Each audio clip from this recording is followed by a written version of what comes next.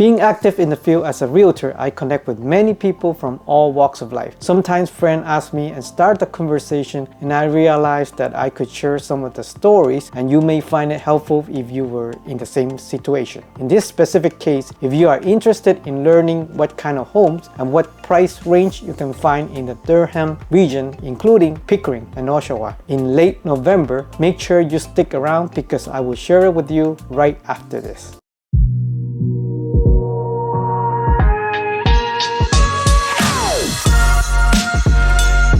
Hi there, welcome back to the AV Team Real Estate channel, and as usual, I'm Antonio, the local real estate agent in the GTA. If you don't know by now, I post all related real estate content in Toronto. If you find this helpful, please like and subscribe to our channel so that I can keep creating videos just like this. And of course, if you're looking to buy, sell, or invest, feel free to book a call with me with the first link in the description, or simply call or text me at the number on the screen and I'm happy to help. Here is the brief background story about my current client. If you can relate to this or have experience with something similar, feel free to leave a comment down below as I am very curious. She is the single mother of a young, proud son who just found a finance job in the heart of New York City. As a result, she will be left alone in her condo townhouse in the Pickering area bordering Toronto and might find his son to visit once in a while in the future. After settling down, the main concern for my client was the maintenance fee. For those who do not know what the difference is between a condo townhouse and a freehold townhouse, here is the link to one of my previous videos where I can discuss in detail each type of townhouse that exists in Ontario. She is planning to retire in the coming months, which is why she was reviewing all her expenses and decided to switch to a freehold property. Because there is only one person living in there, it could be a small freehold bungalow or something smaller. And it was at this point that she realized the amount she is currently paying per month is $482 for maintenance, and because she is the part of the director of the property management, she is also concerned that the maintenance may increase in the future due to wear and tear, which is common in older properties. This maintenance is not contributing toward the equity of the home, and she decided to switch it to a smaller property where the budget could be more or less than what her townhouse is worth and not to worry about paying a maintenance fee with a freehold property. In her case, she could be either looking to be a move-up buyer or downsizing, where she could save some money, enjoy her retired life, and travel more depending on what she was leaning more towards. Maybe I could walk through some of my analysis of her condo townhouse so that you could learn the average prices in Rougemount, Pickering, which is the border between Toronto. As you can see, Kingston Road and Altona Road are the major intersection in this neighborhood. You could find all types of beautiful homes here, including freehold detached homes, freehold townhouses, and condo townhouses. Let's start with the average price of all home types in Pickering as a comparison. This is the data that I have extracted since the beginning of the year. In January, the average price started at $1.27 million, peaked in February at $1.28 million, and came down all the way to $981,563 in October, a whopping difference of around $300,000 from the peak. Now let's take a quick look at the average prices for all detached homes in Pickering. In short, the year started strong and peaked in February at $1.65 million, dropping to $1.21 million in October. And sales remain low compared to last year, with a double digits ending with about 40 sales. Feel free to pause the video if you would like to see more details on prices from the beginning of the year. Let's take a look at all the average prices for semi-detached homes in Pickering. It started in January with about $1.16 million, peaked in February at $1.2 million, and came back down to $823,643. However, pay attention to the number of sales. From what I discovered, there aren't many semi-detached homes in Pickering, and therefore the sales are much lower compared to other type of homes. Now move on to average prices for freehold townhouses. It peaked in January at $1.15 million and came down to $866,598 in October. The number were actually close to the semi-detached homes, but in terms of of median prices, it is even higher and the number of sales also remain low. Then there's the average price of a condo townhouse. It started in January at $863,167, peaked at $889,146 and came down to $685,667 in October. This could be the sweet spot for first-time home buyers. Of course, sales remain low throughout the area. Now that we know roughly how much condo townhouses cost,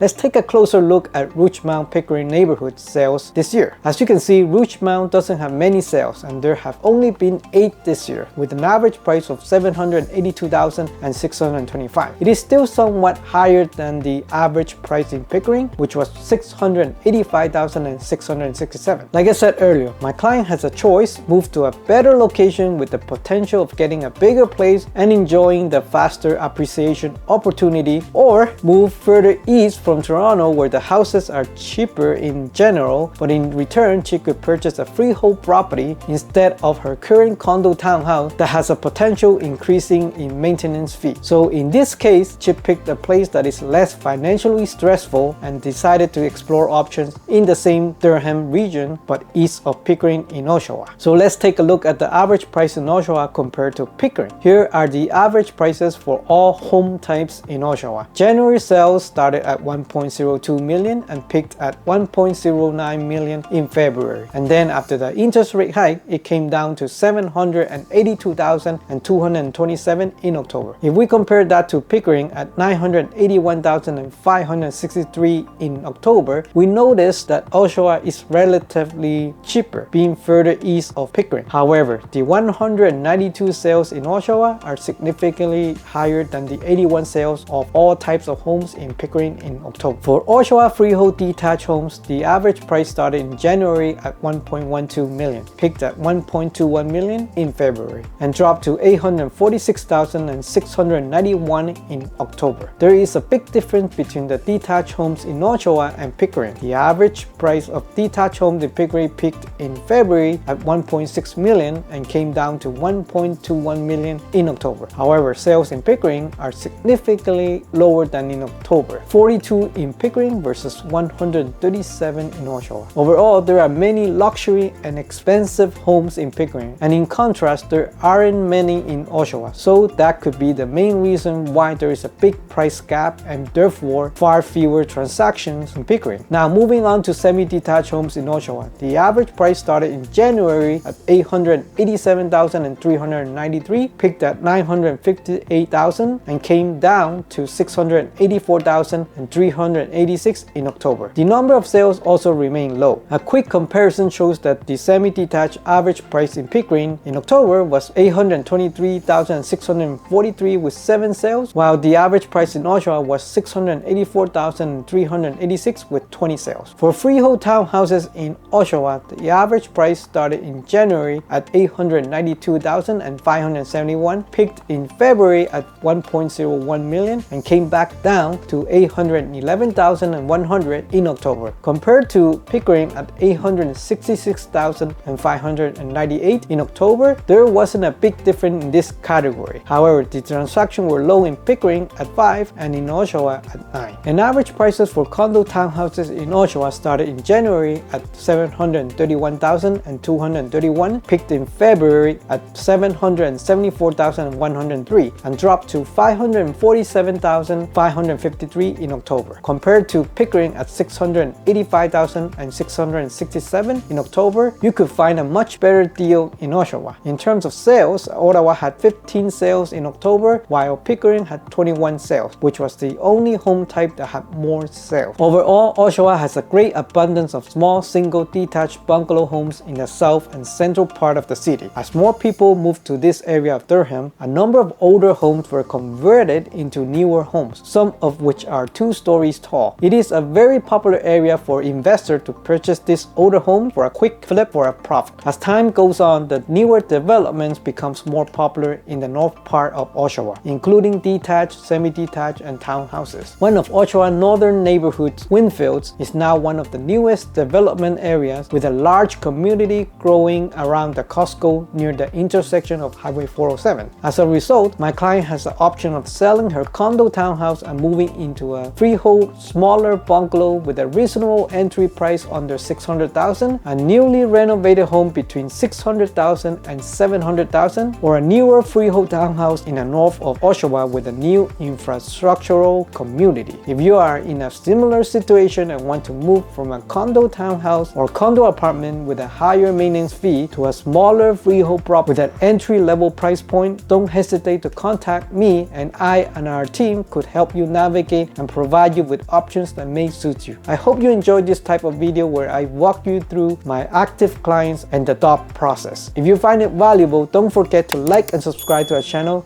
I will greatly appreciate it. I hope you have a wonderful day, and I'll see you in the next video.